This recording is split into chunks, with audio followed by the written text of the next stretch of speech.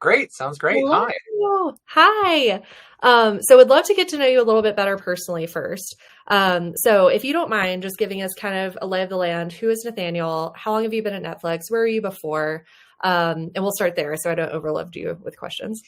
Cool. Okay, let's start. Hi everyone. Nathaniel Hodges. My pronouns are he, they, and I lead global onboarding and employee engagement at Netflix currently.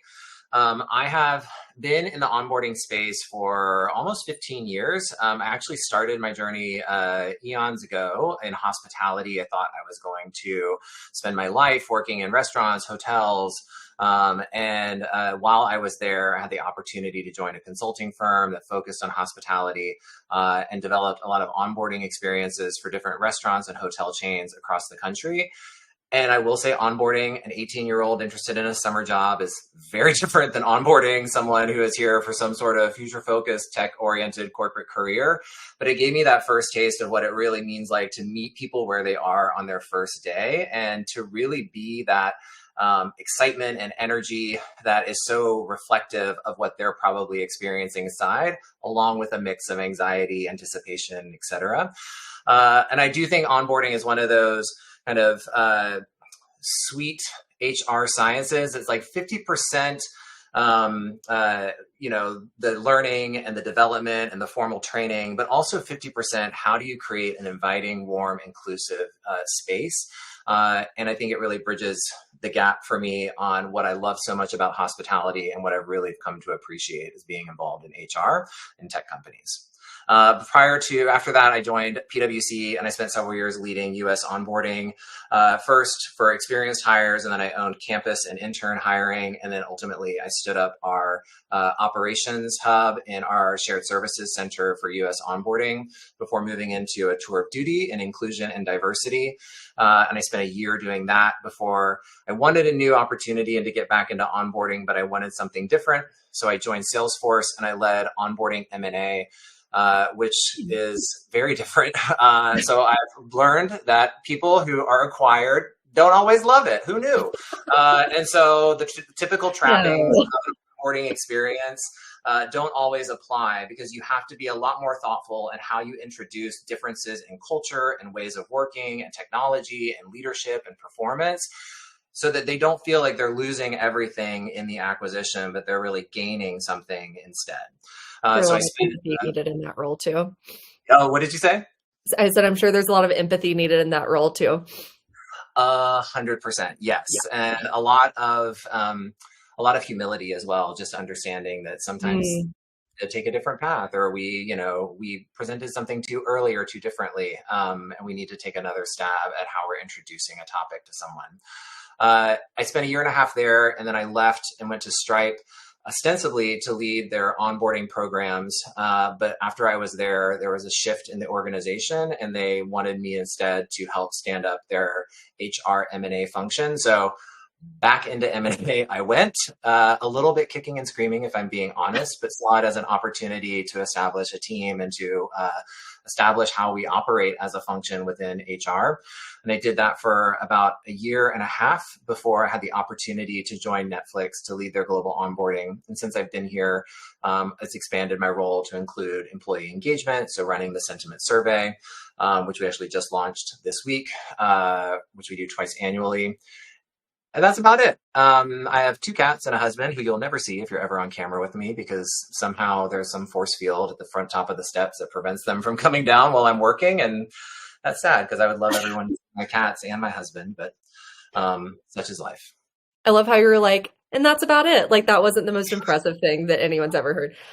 Thank you so much for sharing that. It also does not shock me at all that you started in hospitality. I feel like so many people on HR and people teams start in hospitality, and it gives us this like incredible empathy and understanding for so many different personalities. And that is like, that shines through you. So you have a presentation for us today. Yeah, I would love to invite you to go ahead and start that whenever you're ready. I have to say, Nathaniel already had this ready magically when I asked him to speak to everyone. So thank you for having that in your back pocket. Super appreciate it. Of course. So let me go ahead and share my screen, and then I'll talk a little bit about this. I'll also preface this by saying my goal is not to deliver a ton of slides. I really want this to be a conversation and have time for questions, but I think you all are interested in how Netflix approaches onboarding. And so there's a couple of things that I can show that'll do that much better job of explaining that than I could just through words. But we put this deck together. And the reason I have it already, which is something that probably many others in the onboarding space can relate to, is that building consensus and awareness of an onboarding program can be an everyday challenge. It is viscerally present for new hires every day who are going through the onboarding experience, and maybe for their hiring managers who are supporting that onboarding. But for a large part of, especially a large business like Netflix, we're a little over 10,000 now, it can be challenging if you are an individual contributor who's been there for 5 years and went through a completely different onboarding experience. You hold to be true what you remember. You don't always get an opportunity to learn about what new initiatives are being launched in the talent space in a company.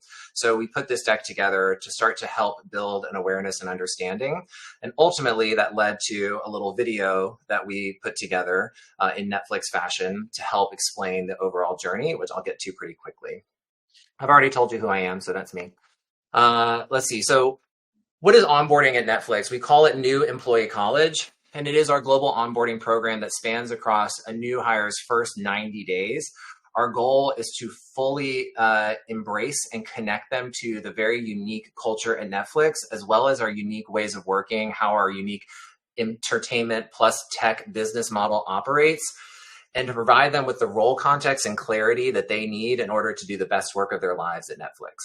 So our goal is for this program to be very aligned in terms of what our overall pillars of delivery are, so business, culture, and leadership. But we also have a phrase here that we like to say, we're highly aligned and loosely coupled. It's very reflective of our culture. And in fact, for Netflix to move as quickly as it does, alignment is critical, but also the freedom for us to operate independently so that we can do the work that we're charged with is essential in order to keep our business moving forward.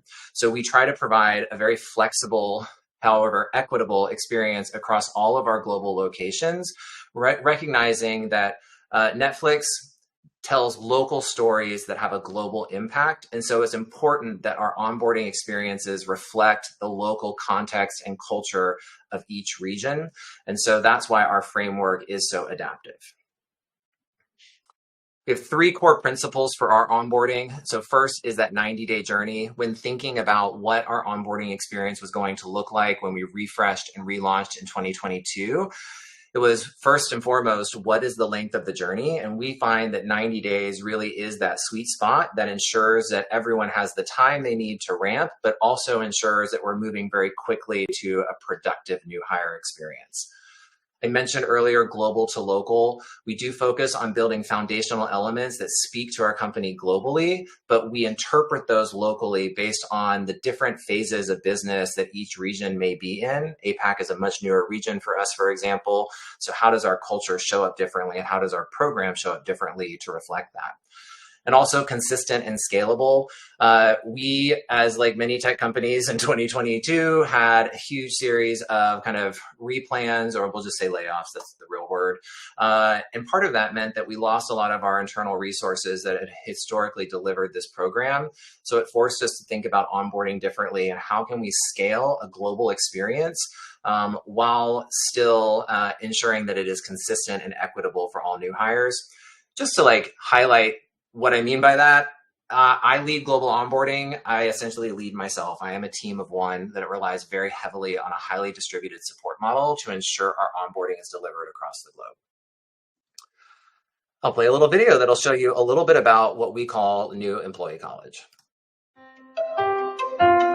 Hello, and welcome to the New Employee College Overview.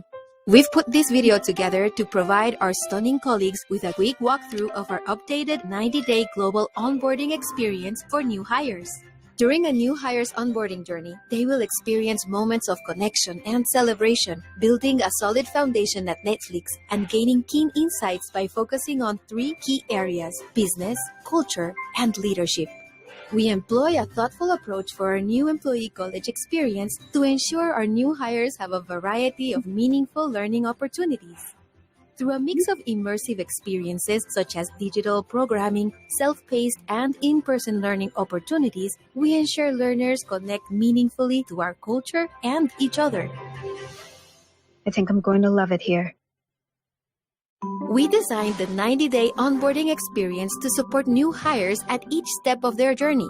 Day 1 welcomes new employees as they set up a Netflix work account and meet their manager, who will provide a customized onboarding plan. In their first couple of weeks, new hires hear from the workplace and benefits teams, explore the onboarding hub, and meet their onboarding buddy. In their first month, they will meet their team and take the time to connect with other stunning colleagues. They will have one-on-one conversations that deepen their understanding of Netflix culture and business, and also learn about their roles and functions. In months 2 and 3, new hires will continue to connect the dots, learning to leverage our valued behaviors and unique ways of working to excel in their role. Near the end of a new employee's onboarding journey, we invite them to attend their regional capstone event. This immersive experience builds upon the foundational knowledge around business, culture, and leadership that new employees gained in their first few months at Netflix. It allows them to practice skills and build a network of other stunning colleagues. Our capstone event brings together leaders and subject matter experts from across the business to provide new hires with a deeper understanding of culture in action, insights into our key metrics for success, and strategies for continued growth.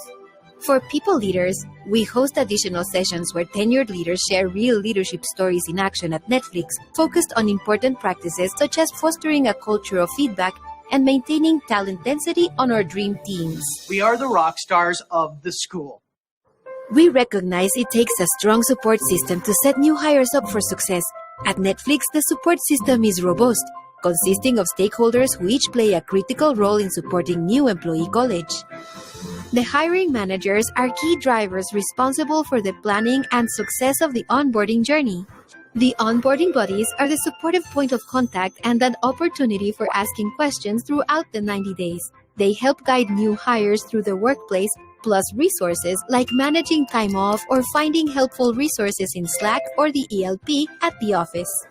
Our shared services teams like Employee Services, NTech, and Benefits are essential for providing critical information during their first few weeks, ensuring successful setup with benefits, technology, and access to other employee resources.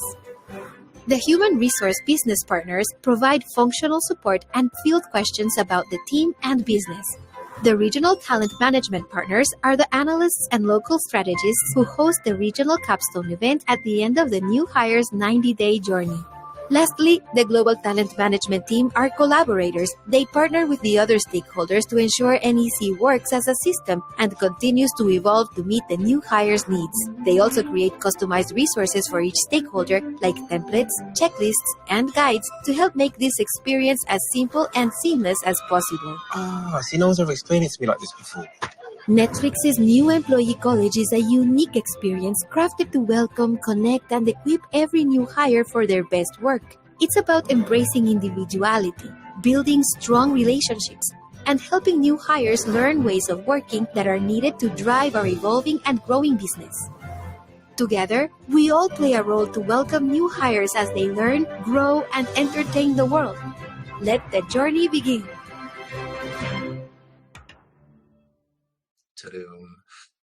Great. So that hopefully provides you with a nice overview of what our onboarding journey looks like for our new hires, along with like an overview of our support system that we leverage in order to deliver this globally and equitably every week at Netflix. I will talk a little bit before we take questions. Let me stop that video.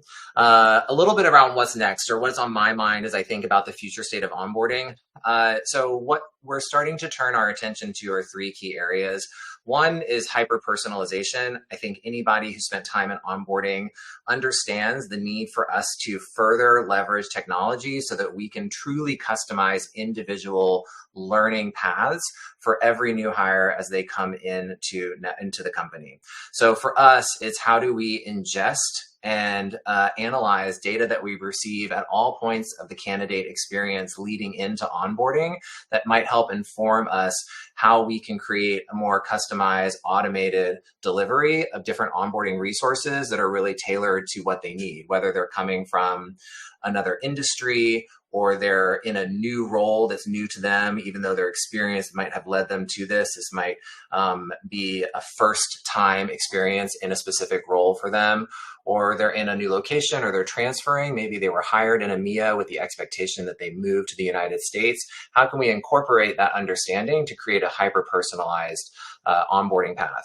We've looked at certain tools like Workday. And if you work in HR, Workday can sometimes be a little rigid, even though it is such a robust tool and has so many capabilities and products.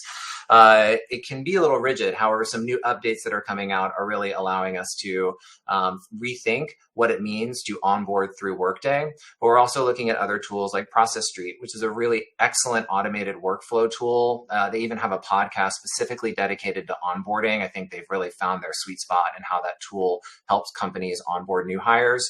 That can create hyper custom onboarding journeys with visuals, graphics, videos, content pages, communications. So we're looking at those kind of tools to see how we can hyper personalize. Hybrid onboarding, like most companies, we left in-person onboarding during the pandemic and slowly have started to return to this idea around in-person activities. However, there's a future state of onboarding that still exists that I don't think that we've solved for, that really is around how we accommodate this hybrid model. Companies every day are definitely pushing people into the office, but there will always be a need for some sort of connection point for remote hires or hybrid workers, I think, to really speak to the future state of our workforce. And so how do we account for that?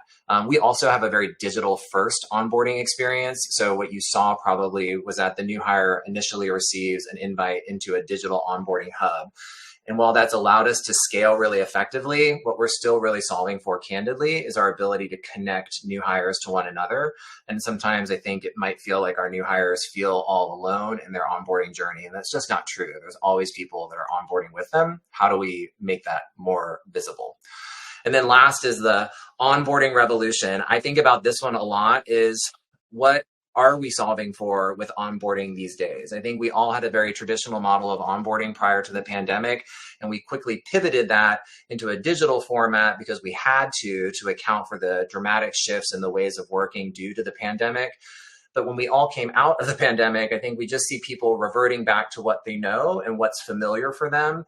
And I don't think that we are those same people anymore. So how do we look at onboarding differently and ask ourselves the questions, is this onboarding program serving what our new hires really need today? What is different about employees joining a company today than it was just 5 years ago?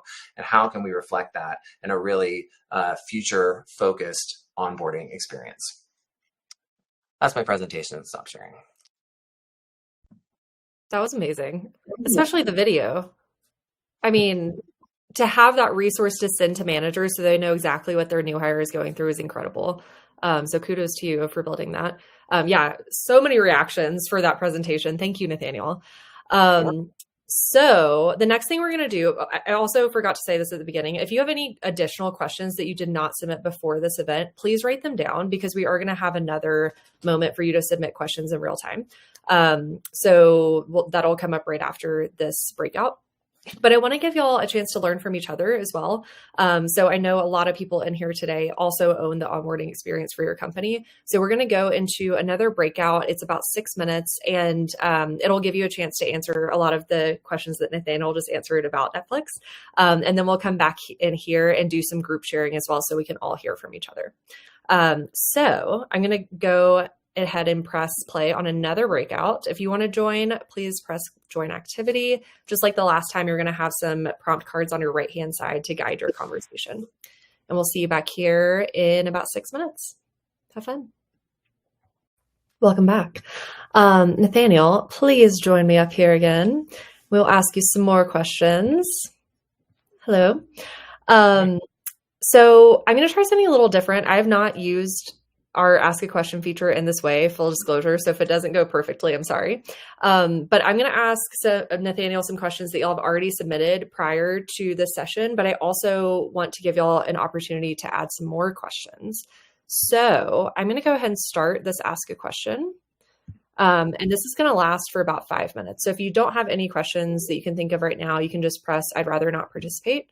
And that will kind of like dismiss that modal. But if you have any that you want to add, you can do so and we'll see them pop up here. So feel free. Cool. So Nathaniel, I think coming off of that video, that was super fascinating to see everything that y'all do in person and virtually for new hires. Is there anything that you feel like is especially different from an onboarding experience that you've like seen at past companies? Two things probably. First, we are a very digital first onboarding experience. I think a lot of companies still rotate or gather around an idea about even just a virtual class sync, assuming their company is large enough to have multiple new hires on the same day. There's usually some sort of like kickoff experience where they're connecting to other new hires. We really leaned in heavily into what does it look like if we try to recreate that first day, first week onboarding experience in a digital space. So it's very different in what we're doing. I would say that it's not really a perfect success though. You know, one thing that we are really comfortable at doing at Netflix is challenging ourselves to really assess things that we've launched and ask ourselves, is this really the right direction? How can we be more iterative in our approach? So while we really want to have that digital resource, I think the next step is trying to figure out like what is needed in order to set the context necessary for new hires to really understand what they're looking at and how they can digest it appropriately, and what resources in the onboarding hub are there for them to really take it in and start to internalize the content we're delivering. So I think that's the first difference. I think the second difference is just how highly distributed our onboarding program is for a company this size. So we, you know, at every other company I've worked at, there's always been a pretty robust onboarding team delivering content, delivering that week one experience, and really focus solely on how do we enhance and evolve onboarding for all new hires and how do we own all programmatic aspects of that. Here, we rely very heavily and lean into our people leaders because we feel like they're best suited and best positioned in order to drive onboarding success. And so that means constantly being in people leaders' ears to ensure that they understand the changes that we're rolling out, the content that's available to them, and quite frankly, the resources that we put together to make it oh so easy to hire people and onboard people at Netflix that some people managers don't always know about.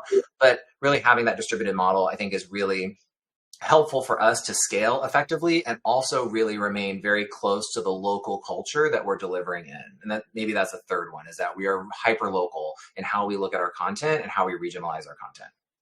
I was going to ask, so that video mentioned you have some like Keystone events, I think they were called.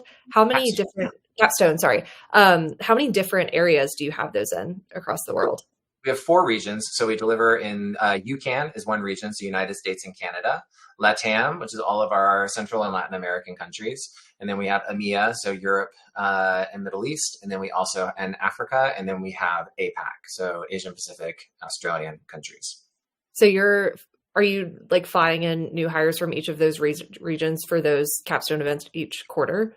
That's correct. So we run the capstone 4 times a year. And so ideally it hits around the 3-month mark for a new hire experience.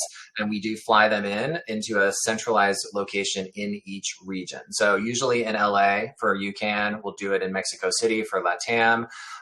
In EMEA, it's often in Amsterdam. And then in APAC, that's where we see some variability because there's so many distinct cultures in APAC. We try to rotate the location of that program so that we can really reflect the local stories, culture, and content that Netflix has in Korea or Japan or India or Australia. Amazing. Okay, cool. So I know a lot of people in this room have onboarding classes of varying sizes. So you might be onboarding 1 person at a time. You might be onboarding 50. What is the kind of like differentiation at Netflix between like the smallest and largest classes you could have? And how do you make sure that no matter what the size is, they have a good experience with their onboarding? a little unique at Netflix because because we're a digital first experience, we don't necessarily have a need to identify class sizes in terms of their week one population. So because we're digital first, we can actually onboard people any day of the week. And especially in the United States, people love to hire somebody on a Friday and have them start on a Tuesday. And so we are able to do that because of the digital first experience. However, if we look at the overall scope and size of our annual new hire population, it's this year around 2,600. And so we can average that out essentially and, just say like I'm awful at math, but just say like 50 to 75 up to 100 people a week are starting anywhere across the globe. Cool. Wow. That's amazing. If y'all want to put in the chat about how big your onboarding cohorts are, go for it. So we can kind of see like what the breadth is in here. I also forgot to play this poll. I'm super interested to hear what your onboarding length is also. So I'm going to play this super quickly so we can all kind of see what the spread is. Do you have like a less than 30-day onboarding? Are you 60 to 90 days? Are you even longer than that? Let us know kind of what your habits are. Okay, way across the board. Mostly less than 30 days. Cool. Interesting. For the folks that said less than 30 days, I'm curious how large your company is overall. Like if you have a larger or smaller company too. And Nathaniel, please feel free to ask any follow-up questions you have to that too. No, I just think this is always an interesting poll to me. And I think that the onboarding journey can really reflect like where the company is in terms of their growth and maturity, because if you have a company where it is very much, we may have a role that we've been identified with, but we play or we wear many hats in the interest of moving the business forward, then a lot of times that onboarding journey kind of has to be shorter because we need productivity to happen much earlier in the onboarding experience. And also a lot of it becomes on-the-job training and on-the-job experience. And if roles aren't clearly defined, then it becomes harder to map a more robust 90-day journey because you really are trying to, you don't have that clarity that you needed to know where you would need to focus on. So sometimes it just makes sense to push that to on-the-job training. Makes sense. Another thing that came up a lot in the questions we collected before the session, tell me about feedback. How do you go about getting it from your new hires? What do you want it the most around? What does that look like for y'all? We have a really robust listening strategy at Netflix. We're pretty nascent, I would say, in our data collection, era evolution, so to speak. So this is pretty new for us. And our onboarding program is actually probably one of the more robust listening models that we currently have for any of our talent programs. And we send out surveys at 1 week, 1 month, 3 months. And even though our journey ends at 3 months, we also like to do a 6-month survey to understand, are we measuring the onboarding experience timeline effectively? Is there a signal telling us that we need to extend past 90 days? So we like to keep an eye on what happened at 6 months. We also evaluate the manager's feedback as well. So at 6 months, the hiring manager receives a survey helping us understand how that new hire is performing and kind of measuring against their metrics that they set for themselves or that the hiring manager set for them so that we can understand how the onboarding program is effective in terms of making people ready and capable of having an impact. And what have you gotten the best feedback around so far? Like what aspects of your onboarding? Yeah, so I think for us, the social aspect is always the thing that we get quite consistently. We also get quite consistently, it's a fire hose. And I think that, everything is a fire hose for new hires coming into a company. And that is probably one of the biggest, Sisyphus pushing the boulder up the hill challenges for onboarding is how do we create clarity, especially as companies become more complex, and really help them focus on the order of operations that we think are best suited to help enable people to understand culture and business ways of working, et cetera. So we do get a lot of feedback on, the amount of information that we're delivering and then the opportunities for social connectivity. But I think those are probably our two biggest signals. And honestly, I feel like those are strong signals that I've seen at every other onboarding role that I've had. Interesting. Yeah. Feel free to pull from your PwC and Stripe experience with these questions too. Whatever you think is the most relevant. Sure. But I feel like I'm curious in the chat too, if that is a common thread throughout everyone, if the social aspect of onboarding is typically what you get the best engagement and feedback around. And what are your information as well? Because I mean, for smaller companies, social connectivity might happen very organically because everyone's co-located in the same location and they're all connecting daily with each other. But the amount of information or clarity on where do I find the right resources, how do I understand the tools that are being used for my job, you can deliver that. But if it's not delivered at the right time, it doesn't really land in the right way. Yep. That is, yeah. So we work, I mean, you know this because we used to work with you at Stripe. But that's what we hear from onboarding managers all the time. It's like, you can give as much information if you want to, but if people don't feel connected and like psychologically safe during their first couple weeks, they just need opportunities to do that with their fellow new hires or with people who are more tenured at the company. I'll also say, just to like thinking about like what tactics work best for engaging new hires, because I see this was a popular question as well. One thing that I highly recommend, and some of you may already be doing this, but I think more often than not, we find companies don't really adhere to this, is really thinking about like the checklist from a checklist point of view. Like, what does that onboarding journey look like? And not like a checklist of what are all the things that I need to do to ensure that my laptop works and that like I am able to log into our intranet or whatever that is, or submit my right to work paperwork. But like, what does the checklist experience look like for a new hire's first 3 months? As a new hire, what information am I currently receiving maybe on day one that might be better delivered in a month one experience? And so when we put ourselves on the timeline of a new hire journey and we start to think about like, is this the right time for me to tell them about this tool? Is this the right time for me to introduce this developer environment to them as a new engineer? Are there other things that we need to introduce first? Really putting an order of operations and using feedback and using surveys and using focus groups to really understand like what would new hires be best suited to understand in their first day, their first week, their first month, their third month, and putting that in a really robust checklist that they can track accordingly across that 3 month or 1 month experience, however long your onboarding is.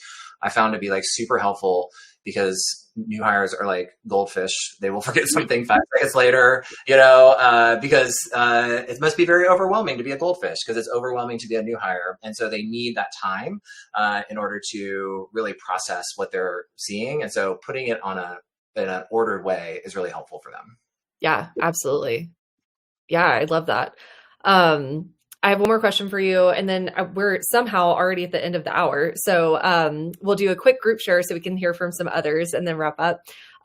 So we met at Stripe when you were using Gatheround in your onboarding. And I'm curious, like, what did that look like for you? I have to ask, how did that kind of play into your onboarding experience? I love Gatheround. And the reason I love it is because it just looks different. It feels different. It creates a separate, safe space for us to have these more collaborative, engaging discussions because it's more fun, it's more casual, informal, and personal. And I think that it separates us from that daily Zoom fatigue that we always have whenever we're using our Google Meets or Zooms or heaven forbid Microsoft Teams, because that's the one that I know the least. But those are challenging platforms sometimes to use, right? Because we use them all day long, and having this feels fresh and it feels different and engaging and allows for more conversation. So we always drive this for onboarding meetups, or use this even just for like team check-ins. We use it at Salesforce quite extensively, and I'm trying to bring it on to Netflix as well for a week one onboarding experience opportunity to connect all remote hires. So excited for that. I can't wait. Thank you for sharing that. And I know we have some other Gatheround customers in the chat too. So if you want to share where you use Gatheround in your onboarding, feel free, no pressure. Okay, so let's do a group share. And I had another small group for y'all too, but I just don't think we're going to get to it today to respect time. So I want to tell you what the group share is before we start. So what's the most interesting new hire engagement tactic you heard from another person today? Or maybe like you thought of it based on the thought of another person. So I'm going to give you like 10 seconds to think about that, kind of prepare your answer, and then we'll go ahead and play this. But I'm super excited to hear these. And then while y'all are doing this, I'm going to look at some of the new questions we got and sneak some of those in there before we head out. Okay, so let's hear it. What is the most interesting new hire engagement tactic you heard from another person? See, Becca joined, Sanjeev joined, Jason, Trudy, awesome. All right, we got Becca up first. Let us know, what'd you hear today? All right, somebody's gonna have to drop in the chat what they called it, but I loved the monthly meetup for new hires, especially when you're only in like the one or two a week onboarding classes. It can feel really small. You don't get that cohort group feel. So I loved the fact that they pull all those people together in the that month. New Love hire that. mingle. Yes, I loved that name. Oh, that's great. Yeah, Dana, tell us more in the chat if you want to about that. Like what software you use, what kind of questions you ask. That's perfect. Thank you for sharing, Becca. Got Shruti up next. If you still want to join, you can press join activity above my head too. Oh, I think Shruti skipped herself. That's all right. Hi, Jason. Hi. Nice to meet you. Nice to meet you. I'm going to say two things quickly here. I love the concept of a capstone. I usually hear about that like with, grad school. So I'm trying to figure out how we can maybe incorporate a capstone. And I was just really inspired by Gatheround as a whole and how it could bring people together in a different way. Since I teach a lot of workshops and I mostly use Zoom, Gatheround seems like a really cool tool. I love that. Love to hear it. And where are you joining from, Jason? Like what company? From New Relic. Oh my gosh, I love New Relic. Yeah, I just talked to Tim Butler Alexa. last week, if you know him. Oh, yeah, for sure. Yeah, nice to meet you, Jason. And Sanjeev, our old friend Sanjeev. Hi, friends. Hi. Okay, I'm Sanjeev from Gusto in San Francisco. I'm going to cheat a little bit, but one of the most common ways I engage new hires is always starting with good music videos. That is really the key to creating psychological safety, but a space of warmth and hospitality. And we sort of take the time on the top of each day, both days of onboarding, to start in Gatheround, to ease up, emoji flood, have lots of fun questions. What candy do you like? What's your emoji vibe today? But always some good tunes, and that really helps disarm. And I think one of the common themes in onboarding is always like drinking from a fire hose. And I'm always saying, not on my watch. We're going to hydrate you properly and in a great process. So the music helps with all of that. So good. So good. Thank you, Sanjeev. It was great to hear it from you. If anyone else wants to share, you're welcome to press join activity above our heads. If not, we will move on to more questions. Oh, sure, you're on your phone. Gotcha. Okay. Next time. Yeah, absolutely. Next time. Thank you all so much for sharing. I appreciate it. All right, let's get to a couple more questions. Nathaniel, if you see one that you especially want to answer, let me know.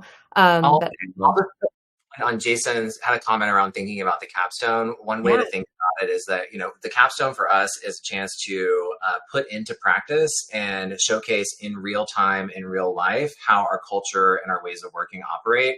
So if we think about the 90 days leading up to it and the introductions we have on digital resources or week one resources, it's like, how are we introducing those topics? And it may feel very theoretical or conceptual when a new hire first discovers different aspects of our culture or ways of working. But then over time, as they slowly begin to understand it or see it in action with their team, how can we bring them together at the end for the 90 days to then really formally showcase what does freedom and responsibility look like, for example, in action at Netflix? What does informed decision-making look like in action? So we use real life case studies, we do interactive table exercises, we have a leader bring real life examples. And so that capstone is kind of that embodiment of everything they've discovered or reviewed leading up to it. Amazing. Yes. I also lied. Let's do a photo booth so we get everyone here before people have to start dropping off. Nathaniel, do you have an extra 5 minutes that we can steal you for Q&A, or do you have a hard stop at the hour? We're just have a hard stop. I'm meeting with my leader. No worries at all. Okay. Well, then I'll ask you this one question before we go. Because I love this. It's more about your professional experience. What skill sets do you believe set you up most for your current role at Netflix? Working in hospitality, part of it was having the ability to keep 8 different tables or 8 different things or 8 different separate work streams in my head at once, because there is often a lot of competing or similar prioritized work in onboarding. So having that ability to just flex between different work streams and think critically pretty quickly has been really helpful. And honestly, also with hospitality, that hospitality mindset, how can I help? I think that is the first the first job that I have is to help new hires in whatever way that I can in order to make them feel more connected, more safe, more secure, and more productive in their job. So just leaning in with that Southern hospitality mindset that I gained from being born and raised in Atlanta of just like, what can I do for you today? You know, how can I make this a better day for you? You're so awesome. I'm so grateful you wanted to come talk with everyone today. Thank you so much for being here. We're going to hop into a photo booth so we can get a group picture before we head out. If you've not done this before, it's going to put you into small groups. We're going to take a photo. It'll make a collage. It's super fun. So let's hop into that and then we'll wrap up for the day. I love it. While these develop, we can wrap up for the day. If you want to download this, post it on LinkedIn, please do. I will also be doing that, so I'll tag you. One last thing I want to do is collect some feedback from today. So this helps me do my job better. Tell me what you thought of this session, what we can do better next time, what you absolutely loved so we can do more of it. If you want to shout out, thank you to Nathaniel in there too, please do. But Nathaniel, thank you so much for being here. So appreciate you. Thank you. I had a great time. I know that we didn't get to some of the questions. I'm happy to work with you offline to answer some of those questions and share them out. I can write out some answers if that's helpful. Yeah. And if you have not connected with Nathaniel on LinkedIn yet, please do. I will send out his LinkedIn in our follow-up. But thank you all so much for being here. So appreciate it. And hopefully I will see you at another Gatheround community event soon. All right. And Nathaniel, I'll see you soon too. Sounds good. Bye all.